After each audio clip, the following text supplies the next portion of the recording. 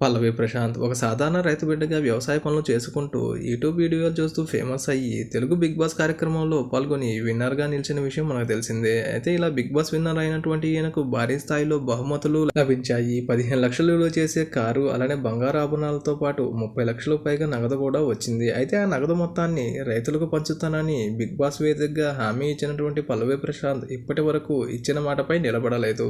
ఈ మధ్య కేవలం ఒక రైతు కుటుంబానికి మాత్రమే 1 లక్ష రూపాయల సహాయం చేసినటువంటి పల్లవి ప్రశాంత్ ఇక మరి ఏ రైతుకు సహాయం అందించకపోవడంపై పల్లవి ప్రశాంత్ పై విమర్శలు వెల్లువెత్తుతున్నాయి. ఇలా ఇచ్చిన మాట తప్పారని ఎంతో మంది ఆయనపై ట్రోల్స్ చేస్తున్నారు. అంతేకాకుండా పల్లవి ప్రశాంత్ తాను రైతులకు చేస్తాన్న సహాయం గురించి ఆలోచించకుండా సిటీలోనే ఉంటూ తన గురువు శివాజీతో కలిసి ఎంజాయ్ చేస్తూ పలు షాపింగ్ మాల్స్ లో ప్రారంభోత్సవ కార్యక్రమానికి వెళ్తూ లక్షల్లో డబ్బులు సంపాదిస్తున్నారని తెలుస్తుంది. ఒక్కో షాపింగ్ మాల్ ప్రారంభోత్సవానికి ఏకంగా 2 నుంచి 3 లక్షల వరకు పల్లవి ప్రశాంత్ అందుకుంటున్నారట. ఇలా సంపాదిస్తున్నప్పటికీ రైతులకు తాను ఇచ్చిన మాట మర్చిపోయాడని, రైతులెవరూ సాయం కోసం తన ఇంటి వద్దకు వెళ్లి తన తల్లిదండ్రులను ఇబ్బంది పెట్టొద్దంటూ ప్రశాంత్ చేసిన కామెంట్ సోషల్ మీడియాలో ట్రోల్స్ గురవుతున్నాయి.